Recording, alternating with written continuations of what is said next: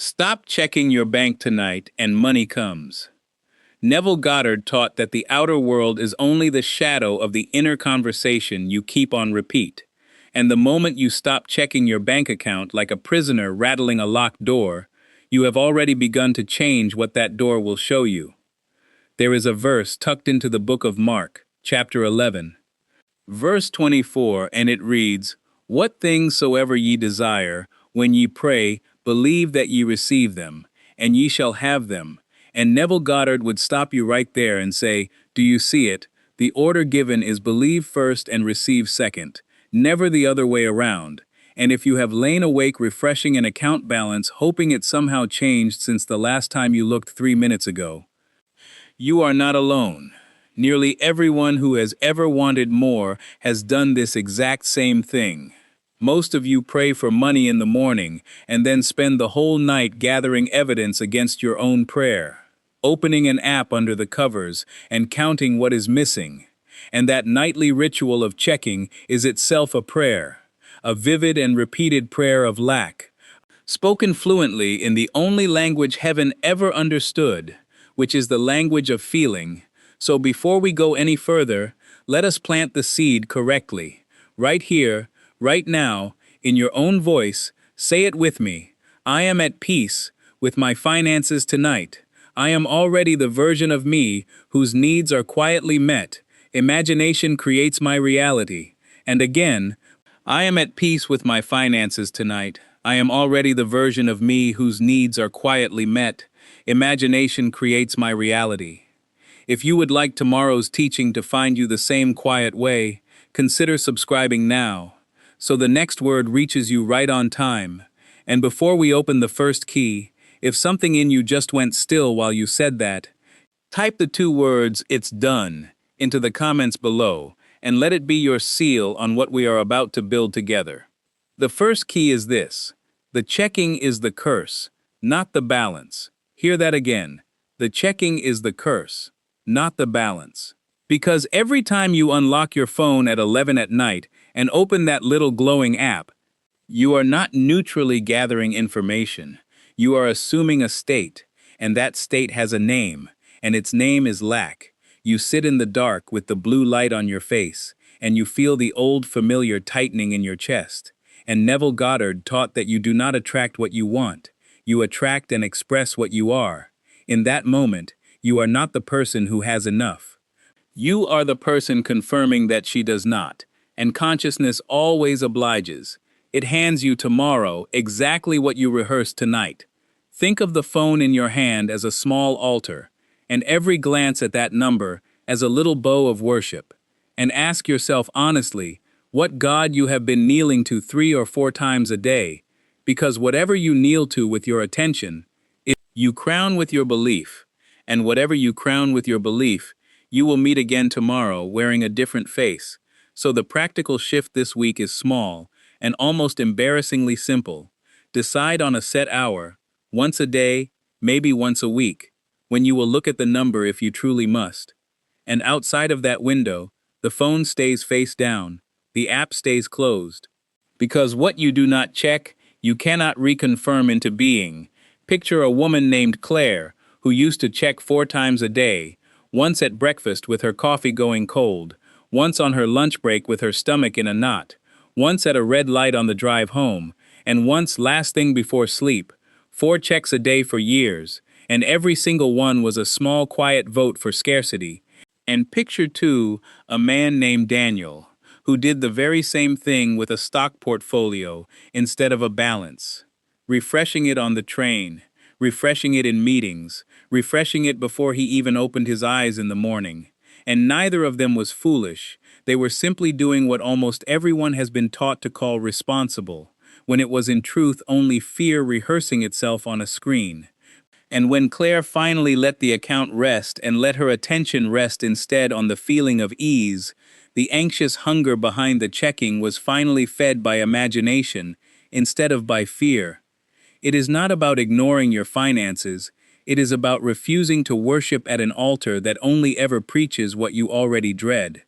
It is not carelessness. It is choosing a wiser priest for your attention. So tonight, let the phone rest. Let the account rest. And remember the very thing this teaching is named for. Stop checking your bank tonight, and money comes. Not because the checking is magic, but because the not checking finally lets you assume the feeling that money already has. And once you feel how light that is, you will want to know what to do with all that freed attention.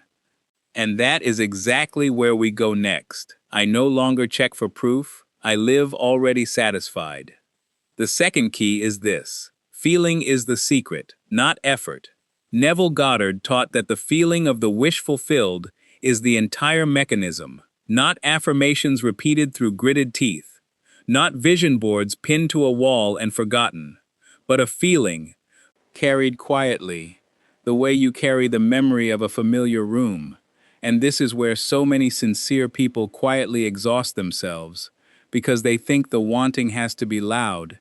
They think if they just work the technique harder, script it longer, speak it more forcefully, the universe will finally take notice. But Neville Goddard was plain about this. Effort and strain belong to the outer man, while feeling belongs to the inner man, and it is only the inner man that imagination ever answers to. Think of a woman named Marin, who spent months writing out elaborate scripts every morning, paragraphs about the life she wanted, read aloud with great determination, and still felt, underneath all that effort, the same tight, worried hum she had always felt, because a script read with strain is still, underneath, a confession of lack dressed up in confident language. What changed everything for Marin was not writing more, it was writing less and feeling more. She stopped composing paragraphs and instead borrowed one small, ordinary moment, standing at her own kitchen counter, unbothered, pouring the good olive oil without a flicker of calculation, and she sat with that one moment, quietly each night. Not performing it, just feeling it the way you feel a familiar chair beneath you. So here is what to do with the attention you freed up in the first key.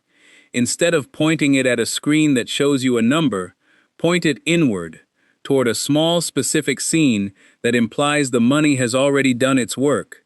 Do not imagine a vague cloud of abundance that is too thin to hold. Imagine something exact, the relief of paying a bill without flinching, the small, ordinary pleasure of choosing the better olive oil without doing the math in your head first, the phone call where you tell someone the debt is finally settled, and you hear your own voice sound light while you say it. Live in that end, not as a fantasy you visit and leave, but as the truth you now stand inside. It is not wishing, it is remembering something that has not happened yet as though it already has. And the body cannot tell the difference between a vividly imagined scene and a lived one. This is why a rehearsed conversation in your imagination changes how you actually speak the next day. And it is why a rehearsed feeling of ease changes what circumstances arrange themselves to meet you. It is not the effort you pour into the scene, it is the feeling you allow the scene to pour into you. So tonight, in place of the check you used to make, spend 3 or 4 unhurried minutes in that one small scene. Feel the relief in your shoulders. Feel the ordinary pleasure of it. Let it be brief. Let it be real. And then release it the way you release a held breath. This feeling, carried lightly and often, is what begins to press upon the world we call other people. And that brings us to something most seekers overlook entirely, which is what your assumption is doing to everyone around you while you sleep. I feel first, and the world arranges itself after. The third key is this: everyone is you pushed out. Neville Goddard taught this plainly. That every person who appears in your life is a character animated by your own assumption, playing back to you the state you occupy.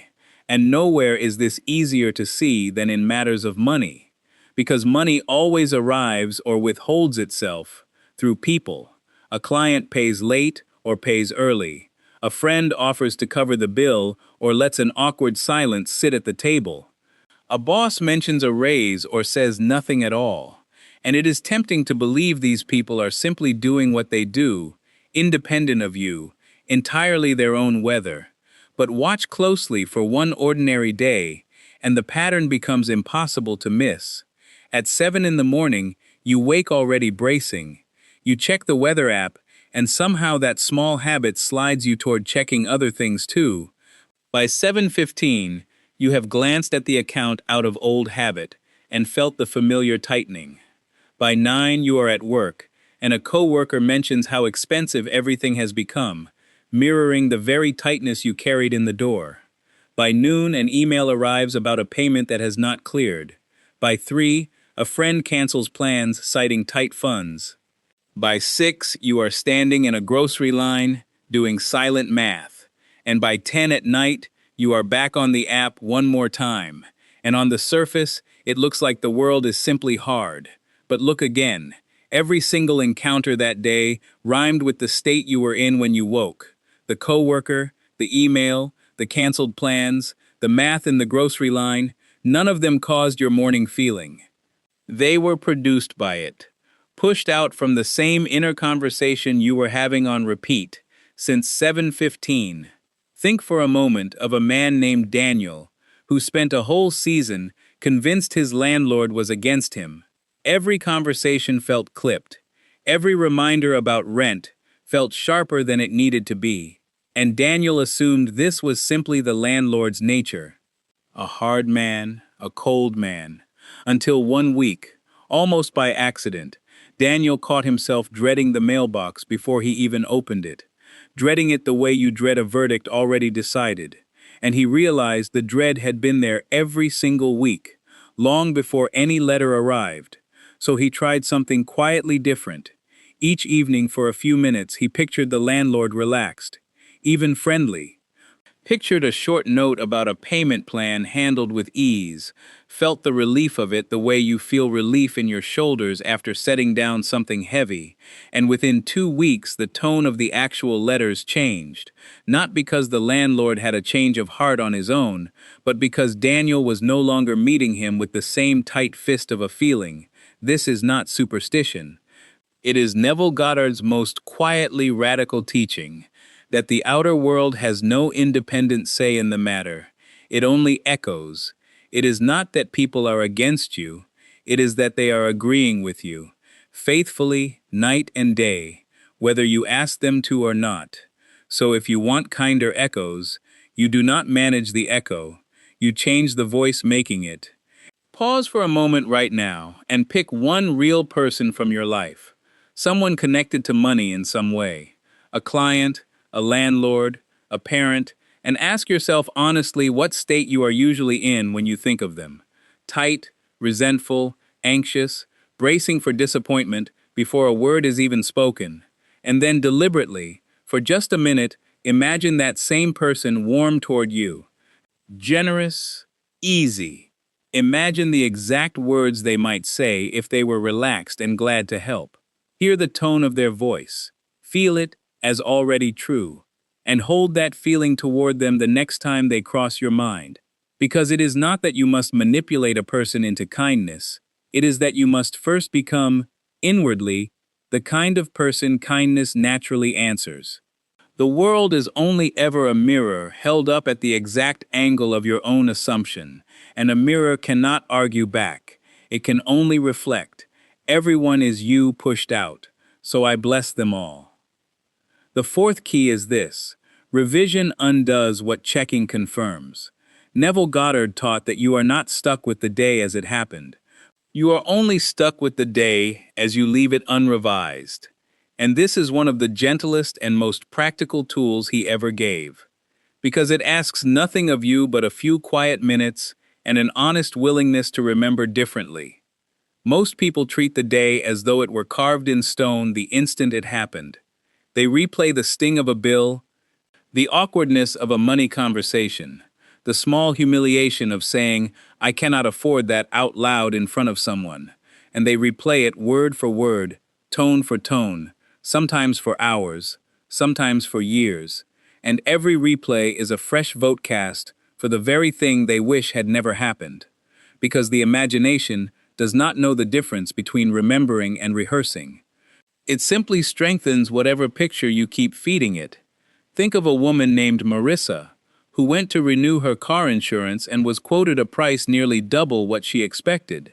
She thanked the agent politely, hung up the phone, and then spent the entire evening replaying the number in her mind, feeling the same small jolt of alarm every single time she pictured it.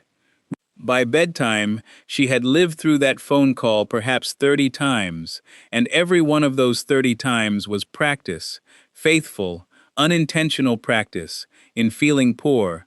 So instead of letting the 31st replay be the same as the first, she paused and did something Neville Goddard called simply revising the day. She closed her eyes and imagined the same phone call. But this time she heard the agent quote a number that felt entirely reasonable. She felt her own shoulders stay loose instead of tightening. She heard herself say, "Thank you, that works well for me," in a voice that carried no strain at all. And she sat with that revised version until it felt more familiar than the original. Not because the original made her lie to herself about the actual bill on paper, but because she refused to let the feeling of that moment be the last word on the subject. This is not pretending the day did not happen.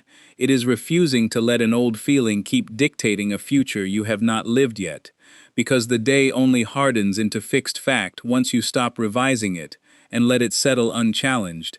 And Neville Goddard was clear that this is not self-deception. It is authorship. You are the imaginer, and the imaginer always holds final say over which version becomes the seed carried into tomorrow. So tonight, before sleep, take one real moment from today that left a small bruise, a bill that stung, a purchase you regret, a conversation that made you feel small, and run it again gently in your imagination, exactly the way you wished it had gone. Feel the ease instead of the ache. Hear your own voice sound calm instead of tight, and let that revised feeling be the version you carry to sleep rather than the original one.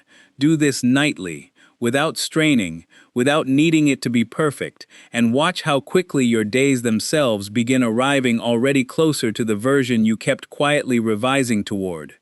I revise the day, and the day obeys. If this is opening something in you, subscribe now, so tomorrow's teaching arrives right when you need it. One small notification, and you will never have to search for the next key again. The fifth key is this, and it is the deepest one, so let it unfold slowly, in pieces. The way Neville Goddard himself unfolded it, patiently, one layer at a time, because this key does not shout, it whispers, and whispers only reach the ones who have grown quiet enough to hear them. First, consider that you are not your bank balance at all. You are the awareness that is aware of the balance, the I am behind every fluctuating number, the one silent witness who has watched the figure rise and fall for years while remaining itself utterly untouched, and this I am never actually lacks anything, it only forgets itself, and identifies instead with a passing state. Poverty is a state, wealth is a state, and you move through states the way you move through rooms in a house, but you were never the room, you were always the one walking through it, carrying the only light that ever made any room visible in the first place. And the tragedy for most people is simply this: they mistake the room they are currently standing in for their permanent address. They say, "I am broke," the way they would say, "I am tall," as though it were written into the bone, when it was only ever a room they wandered into, and forgot they were free to leave. Second, consider your self-concept, because this is the hinge everything else swings on. And here let me tell you about a man we will call Thomas. Thomas worked hard. Thomas prayed sincerely. Thomas even practiced imagining scenes of ease before sleep, and yet every time a little extra money came to him, it left again almost as quickly. A car repair he could not have predicted, a friend who needed help and could not be refused, a bill that arrived a week early, and Thomas grew bitter, certain the world was working against him. But Neville Goddard would have asked Thomas one gentle question, not "What have you been imagining at night?" but "Who have you believed yourself to be all day long?" And if Thomas had answered honestly, he would have said, "Underneath it all, I have always believed I am someone money does not stay with." And that quiet, unspoken self-concept was the real architect of every leak. Not bad luck, not timing, not other people, because you cannot outperform your own self-concept for very long. If some part of you still believes I am someone money is difficult for, then even a windfall will find its way back out through some unexpected door. Not as punishment, but as consciousness simply correcting the outer to match the inner, the way water always finds its own level no matter how you tilt the glass. This is why the real work is never about chasing a single check or a single lucky break. It is about slowly, patiently revising who you believe yourself to be, from the one money is hard for to the one money moves easily around. And this revision of self-concept is not a single decision made once and finished. It is a quiet correction repeated daily, the way a gardener does not weed a bed one time and call it done forever. Third, consider the state akin to sleep, because this is the door through which every deep assumption actually gets planted, not the loud hours of the day when the reasoning mind stands guard at every entrance. Arguing, doubting, comparing, but that drowsy threshold just before sleep, where the world softens, where the will grows quiet, where the critical mind that has argued with you since morning finally loosens its grip and lets you through. Neville Goddard taught that whatever scene you dwell in during that drowsy state sinks in the way a seed sinks into softened ground. Deeper than any lecture, deeper than any affirmation spoken briskly in the shower, so tonight, instead of letting the last thing you feel be the pull of the phone, let the last thing you feel be one small, satisfying scene, the same one you practiced earlier in this teaching. The relief, the ease, the ordinary pleasure of enough. Feel it faintly, sleepily, without strain, the way you would feel something you already know to be true, and therefore no longer need to defend, and let sleep take you from inside that feeling rather than from inside the old anxious one, because whatever state greets you at the border of sleep is the state that travels with you through the night and greets you again at the border of morning. Fourth, consider persistence, because a single beautiful night of assumption will not undo years of checking and confirming lack. Neville Goddard was honest about this. He never promised a single evening would rewrite a lifetime. He taught that the assumption must be persisted in until it hardens into fact. The way a path through grass only becomes a real path once it has been walked many times. One warm feeling before sleep is a lovely beginning, but it is the return to it, night after night, unhurried, undramatic, that slowly rebuilds the self-concept underneath it. Think of Thomas again, and imagine him returning nightly, not frantically, not desperately, just faithfully, to the same quiet scene of ease, week after week, and somewhere in that ordinary repetition, without ceremony, without a single dramatic sign, the leak simply stops, because the belief feeding it has finally been replaced. And here is the mercy hidden inside that requirement. You do not have to feel it perfectly. You do not have to banish every doubt. You only have to return, gently, again and again, the way you would return to a friend you have not seen in a while. Without apology, without struggle, simply glad to be back. And slowly, without your even noticing the exact night it happened, the state you have been visiting on purpose becomes the state you now simply live in. No longer a scene you must summon with effort, but the very ground you stand on without thinking. And that is the whole of the fifth key. Not force, not effort, but a quiet, fertile threshold, visited faithfully, until it becomes your address, rather than your vacation. I sleep as the one whose wish is fulfilled. The sixth key is this: harvest follows planting quietly, not loudly. Neville Goddard taught that once an assumption is truly felt as real, the how of its fulfillment is none of your concern. The outer world will find its own route, a route your reasoning mind could never have plotted in advance. And this is where most people lose heart, because they plant the feeling one night and then stand over the soil the next morning looking for a sprout, which is simply checking the bank again, wearing a more spiritual outfit. Think of a man named Thomas, who one evening finally felt, quietly and completely, that his rent was already provided for. He fell asleep light, almost amused at how simple it had been, and for 2 days he floated on that feeling. But by the third day, nothing visible had changed. No envelope, no message, no sign, and the old anxious mind came creeping back in, asking him, where is it then? And instead of resting in what he had already felt, he began watching the mailbox the way he used to watch his account. He began asking friends leading questions, hoping someone would offer to help. He was, without realizing it, digging the seed back up to check its progress. And digging up a seed is the surest way to kill it before it ever roots. So let the sixth key be a gentle correction to exactly that impatience. Once you have felt the end as real, release your grip on the timeline entirely, the way a farmer plants in spring and does not dig the seed back up in June to see how it is coming along. Your part was the assumption, carried with feeling, revisited without strain, and the world's part is the arranging, which happens on its own schedule, in its own order. Often through a door you never would have guessed, Thomas, had he simply gone back to feeling the relief itself, instead of hunting for evidence of it, would have found that the rent arrived through a small overlooked refund he had forgotten he was owed, a door his watching mind never once considered, because the anxious mind can only imagine the routes it already knows. While imagination itself is never limited that way, this is also why the title of this very teaching holds true far beyond one single night. Stop checking your bank tonight and money comes. Not as a one-time trick, but as a way of living, a way of trusting the seed while it is still invisible underground, doing its quiet work in the dark, where you cannot see it, and were never meant to.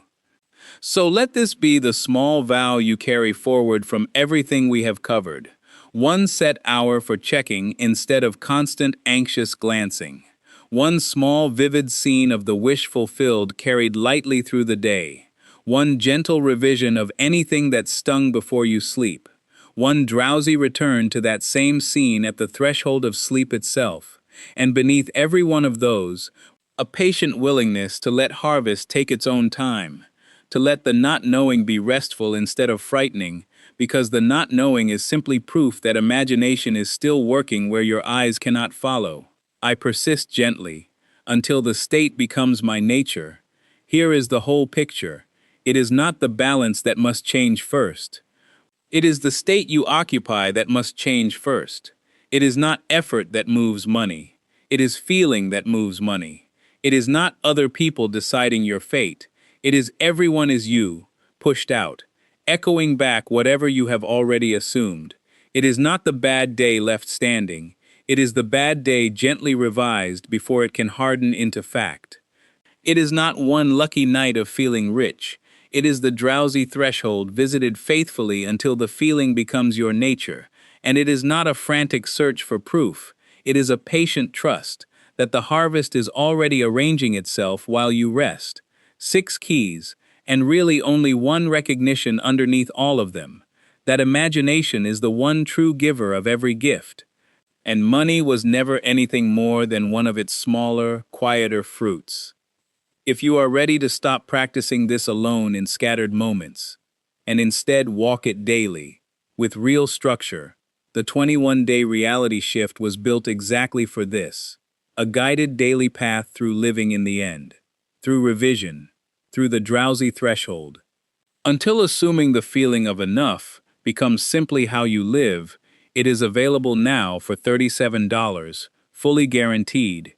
And if it is not for you, you are welcome to a full refund. No hard feelings. The link is right there in the description, waiting for whenever you feel ready. Say it once more with me. I am at peace with my finances tonight. I am already the version of me whose needs are quietly met. Imagination creates my reality. And tonight, when the old habit rises in your hand and reaches for the phone, Let it fall still instead.